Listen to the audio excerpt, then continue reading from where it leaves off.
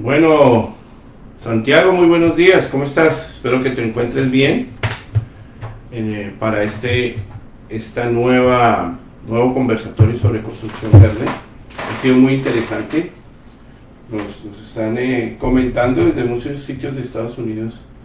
Qué interesante conocer los conceptos básicos e ir caminando, ¿no? Así que, pues, bienvenido Santiago y pues sigamos avanzando en nuestro tema. Perfecto, Jorge, muchas gracias y muy buenos días a ti y a todos los que se van conectando al live. Entonces vamos a dar inicio a nuestro quinto Facebook Live de Arquitectura Verde. Con eso hoy vamos a avanzar en unos temas bien interesantes. Desde el anterior live pues estuvimos ya tocando temas de arquitectura, temas ya bien centrales y de gran interés. Entonces vamos a continuar con pues, el desarrollo de este evento que tenemos preparados para ustedes. Entonces, dame un segundito, ya se comparte aquí la pantalla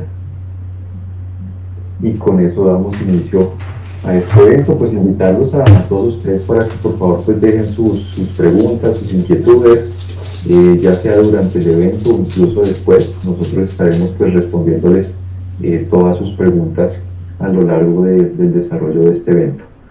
Listo, entonces vamos a iniciar con aquellos impactos arquitectónicos que se generan en la naturaleza. Ya comprendimos aquellos impactos que pues en general ocurren en el mundo, todo tipo de contaminaciones y sus impactos medioambientales, y pues el desarrollo que ha tenido también la arquitectura y la construcción en ellos. Entonces, pues aquí tenemos algunos datos bien representativos, pero quisiera iniciar pues como dando una introducción de lo que viene siendo la arquitectura y de cuál es como su rol de la arquitectura para el desarrollo de mejores proyectos. Entonces, la arquitectura antes probablemente contemplaba el entorno, contemplaba como tal la construcción, contemplaba las necesidades del usuario final, contemplaba también el uso de algunos materiales y por ello pues la creatividad en este caso del arquitecto o de la firma encargada del desarrollo del proyecto. Pero hoy en día, en este caso también podemos comenzar a ver que la arquitectura debe tomar un papel cada vez más protagonista, no solamente en fases de diseño, sino también en fases de construcción, de ciclo de vida del proyecto, y por qué no incluso al finalizar el proyecto, cuando incluso ya está en proceso de demolición, nuevamente inicia el ciclo de vida del proyecto. Comprendamos que la arquitectura también desde un principio, dentro de sus primeras fases de conceptualización, debe tener muy en cuenta ciertos aspectos que incluso hoy en día son demandados no solamente por la industria, sino que también por los mismos usuarios. Certificaciones ambientales que consideran aspectos como el sitio sostenible, como el recurso, como lo que son eficiencias energéticas, eficiencias hídricas, calidad del ambiente, calidad del aire, incluso lo que son materiales, que entre los materiales podamos nosotros ver materiales, por ejemplo, Cradle to Cradle, materiales verdes, materiales con sellos de certificación, pero también otro componente importante que incluso una certificación como LEED utiliza y que también pues dentro de sus criterios se encuentra es innovación en el diseño. La innovación en el diseño es donde los arquitectos comienzan a tener un rol tan protagonista que puede marcar incluso un mito arquitectónico. Entonces, algunos datos dentro del desarrollo de la construcción son estos que vemos aquí en la presentación, en donde el sector de la construcción contribuye con el 23% de la contaminación atmosférica, 40% de la contaminación del agua potable y 50% de los residuos de vertederos. Esos números son números muy grandes, ¿no? O sea, son números, o sea, que la construcción como tal, la cuarta parte de la contaminación de la atmósfera es causada por la construcción. Todos sabemos el tema del agua, ¿no? Que se habla del oro azul, la dificultad que cada vez tenemos de muchos países del mundo de tener agua potable, porque no es agua. Además porque los vertederos, como dice el 50% de los residuos, muchos de esos residuos que bueno, llegan al menos a rellenos sanitarios o cosas de esas, pero muchos llegan a fuentes hídricas, a ríos, entonces la contaminación del agua potable es un tema demasiado fuerte porque el agua no es no es un recurso que se esté, digamos, protegiendo, ¿no? Y hay un problema muy grave, y es que una sola industria está generando todo esto y no hay conciencia de que eso está pasando. La gente piensa que, no, es que son los carros, no, es que son las fábricas, no, que, etcétera. Pero si uno le pregunta al grueso de la población, a la persona que está, no está conectada con estos temas, yo puedo decir que de 100, 90 van a decir cualquier cosa menos construcción como el máximo contaminante. Entonces, por eso es muy importante, como tú dices, de los arquitectos, que son los que empiezan a crear la arquitectura, que generen estos espacios sin contaminación. O sea, nuestra responsabilidad es diseñar. El constructor que busque un lote y vea si ese lote está contaminando o no, ¿sí? Si está generando un impacto. Y la verdad es que no importa, deciden simplemente por precio, por lo que sea, adquirir una propiedad y empezar un proyecto. Entonces debe haber ya más conciencia de lo que está pasando, y como tú dices, de la deconstrucción, porque en la economía circular construir nuevo no es la primera opción. Se está buscando, bueno, ¿cómo puedo reusar? ¿Cómo puedo reclasificar? ¿Cómo puedo reparar? ¿Cómo puedo deconstruir? Es decir, reusar estos materiales. Hay un par de ejemplos que vas a abordar ahorita, que es las piedras y la grava y todo esto. Hoy demolemos concreto y lo pulverizamos para poderlo volver a usar dentro del mismo concreto y reducir el consumo de estos materiales pétreos. O también se busca que los bosques estén programados para hacer una construcción permanente, perdón, una explotación.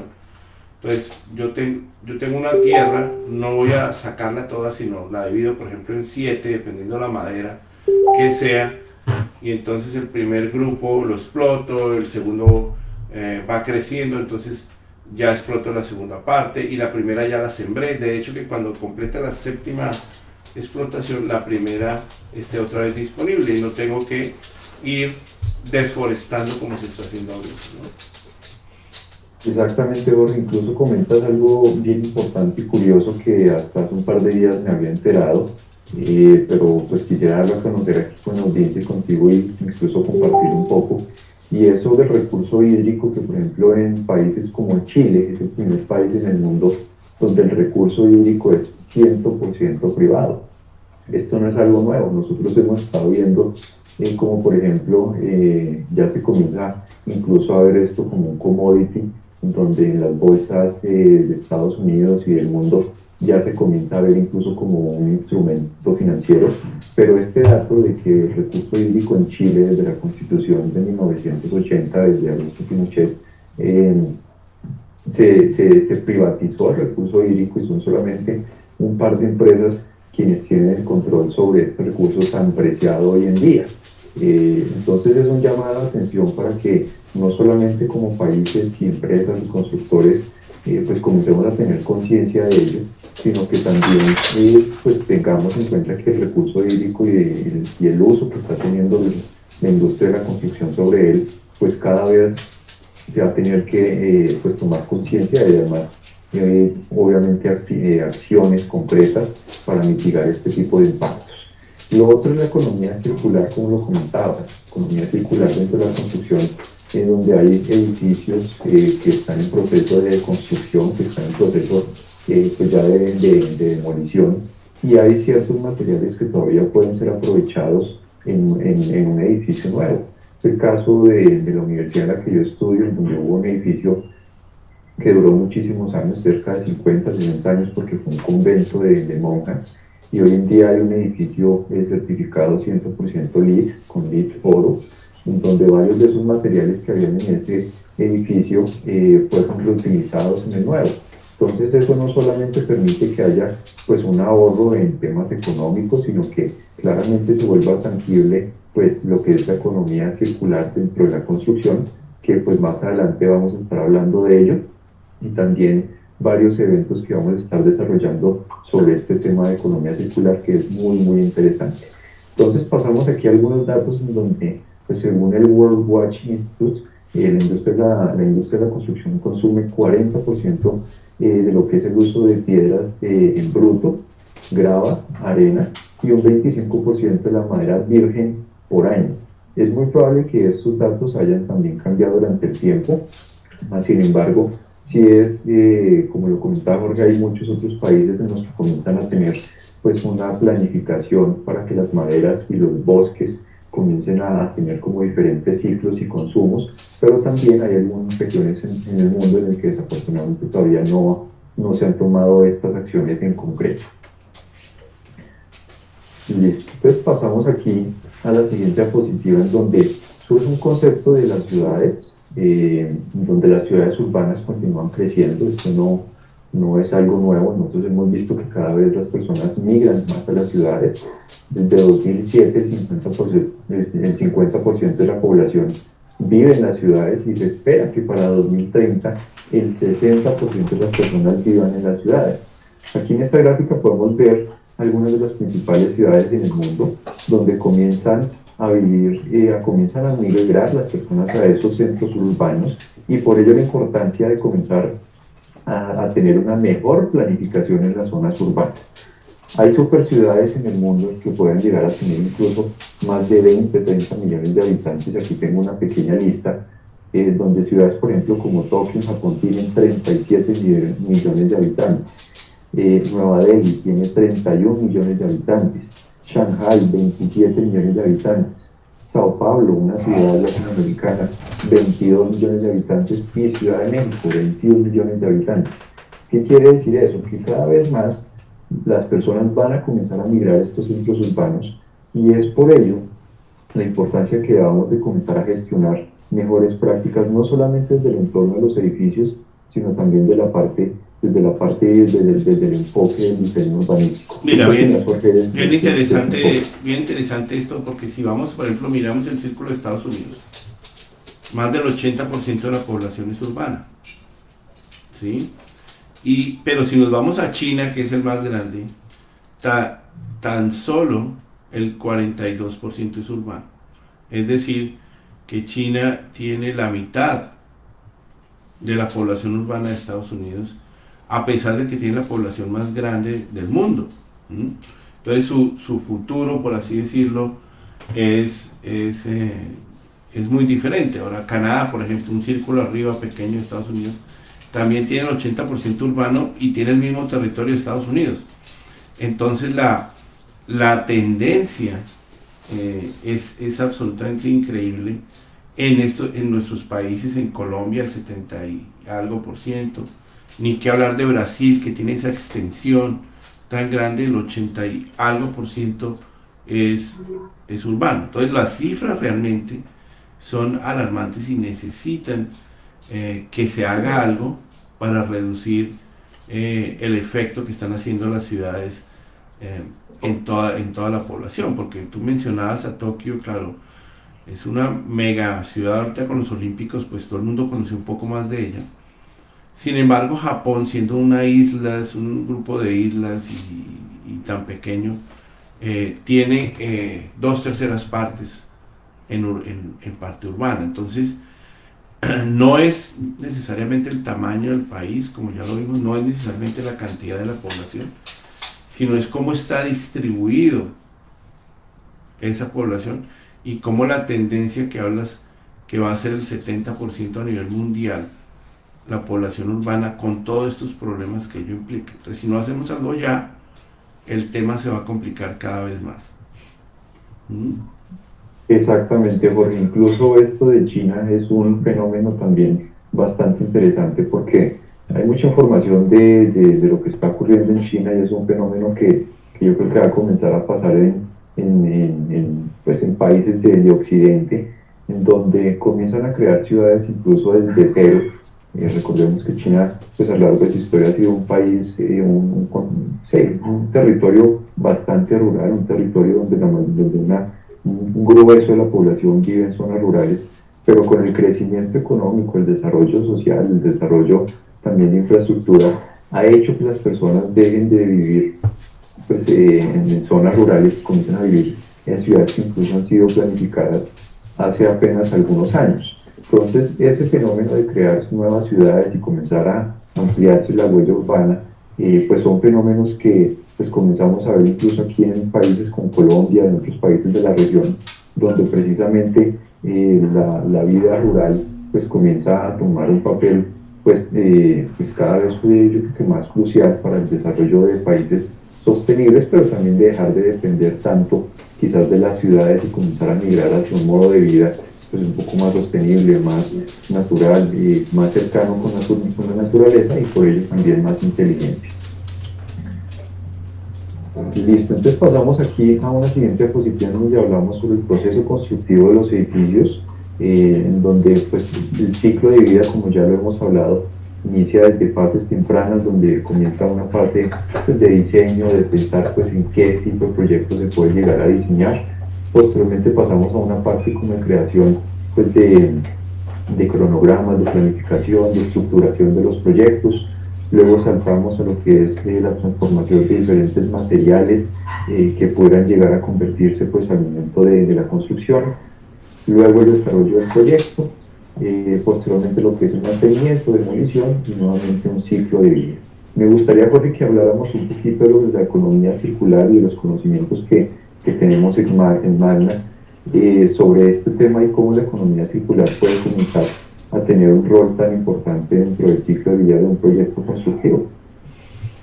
Pues es tan importante el tema hoy en día que los análisis que se hicieron de los temas relevantes en construcción, de qué se hablaba en construcción, digamos, y temas que se han hecho en convenciones a nivel mundial, se centran en la parte de sostenibilidad, por eso tenemos este ciclo de conversatorios, la parte de economía circular, que la cual tenemos muchas sorpresas viniendo, donde vamos a tener una iniciativa que ya tiene Magna sobre cómo enseñar economía circular en la construcción a nuestra gente aquí en Estados Unidos para ser exitoso. Y en tecnología, ¿no? La tecnología y la importancia de la tecnología, que tenemos otra iniciativa que se llama IT4.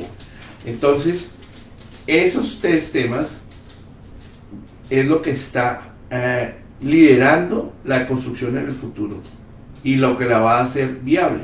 La economía circular es cómo poder tener en cuenta todos estos recursos que antes se desperdiciaban y concentrarlos hacia hacer proyectos más rentables y más productivos, más amigables con el medio ambiente, como resultado de esa filosofía.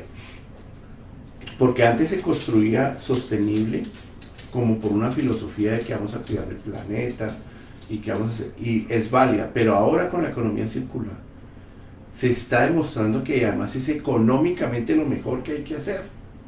Y entonces estos temas que hemos liderado por años acá, como Lean Construction y todo esto, refuerzan esa teoría económica. Entonces vamos a ver, ampliándolo en la economía circular, que viene un tema tan fuerte, que no es algo nuevo. La gente piensa que esto es nuevo, tiene más de 15, 16 años en Europa.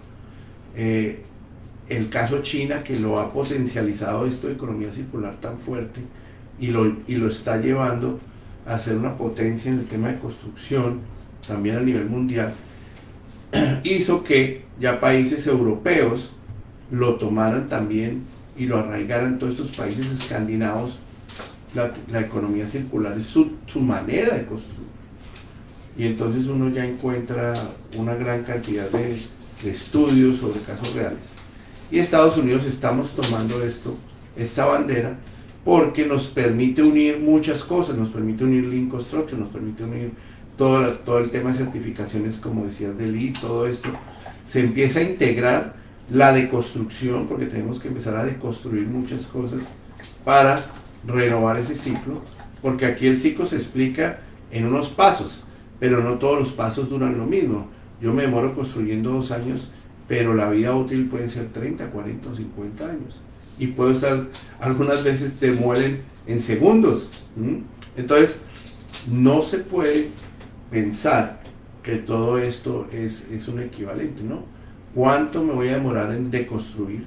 Porque ahora se busca es deconstruir, hacer ingeniería inversa.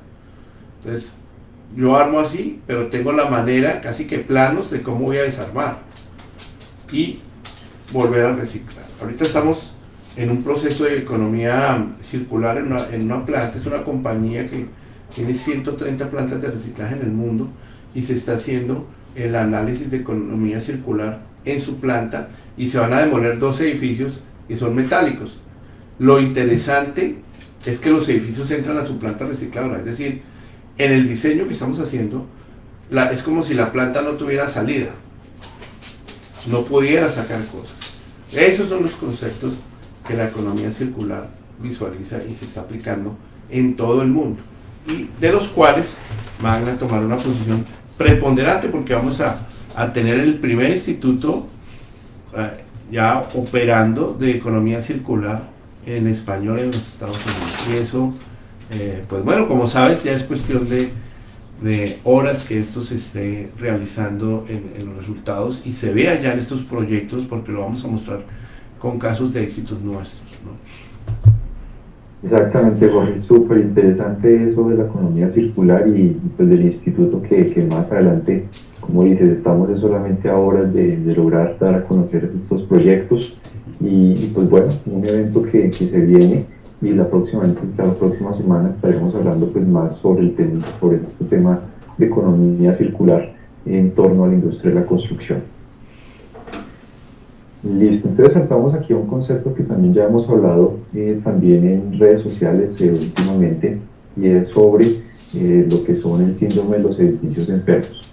Hay 2 tipos de síndromes de edificios enfermos. El primero, que es temporal, donde hay edificios en los que probablemente en los primeros meses de funcionamiento pues comienzan a vivir un proceso en el que pues este edificio puede llegar a generar ciertos inconvenientes, mas sin embargo pues en el paso del tiempo pues se puede normalizar la situación y por ello pues desaparece. Mas sin embargo, lo más preocupante son estos edificios enfermos que son permanentes. En estos tipos de edificios en donde pues los síntomas persisten, donde en muchas ocasiones incluso pueden haberse realizado acciones de choque, mas sin embargo no generaron pues algún cambio en ello, y por ello pues algunos de los síntomas que según la OMS pues tiene sobre los edificios enfermos son los siguientes.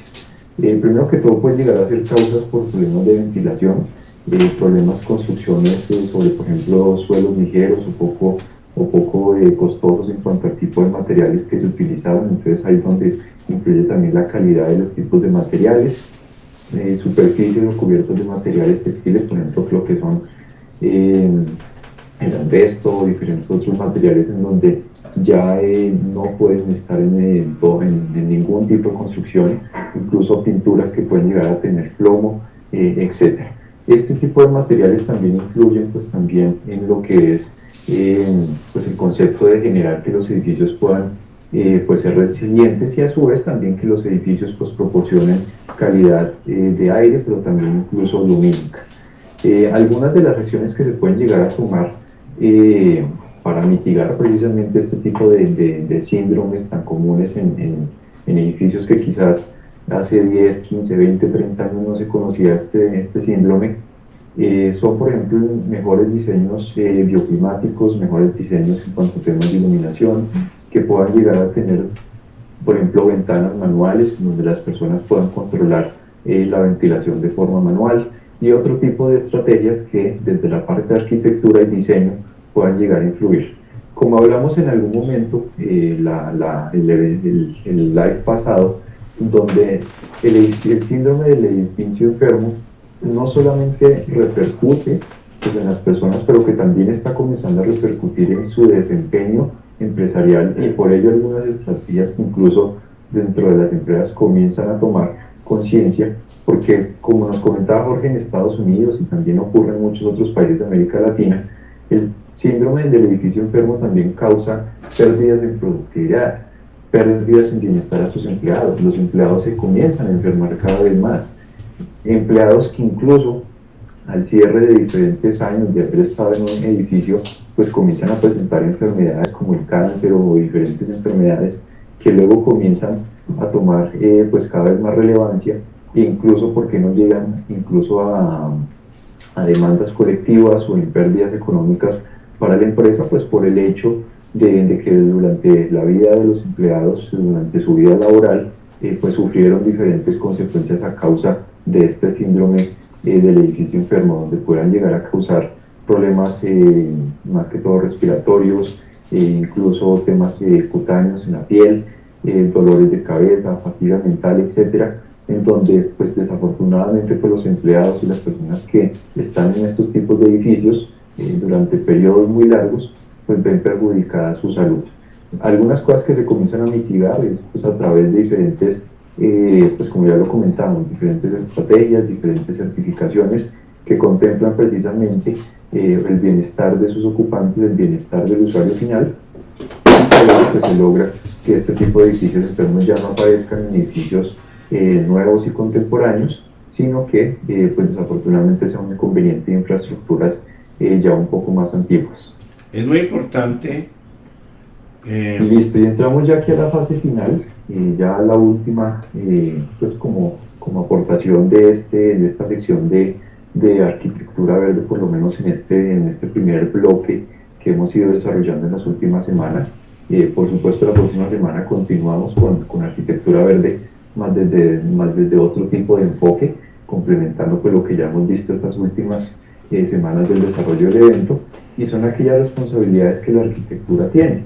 Entonces me gustaría quizás escuchar a Jorge dentro de toda su experiencia que ha logrado tener como desarrollador, constructor, contratista, complementar quizás estas que vemos acá, y con eso ahorita vamos cerrando pues este diálogo, donde pues damos algunas recomendaciones para esos arquitectos que están comenzando pues a diseñar los edificios del futuro.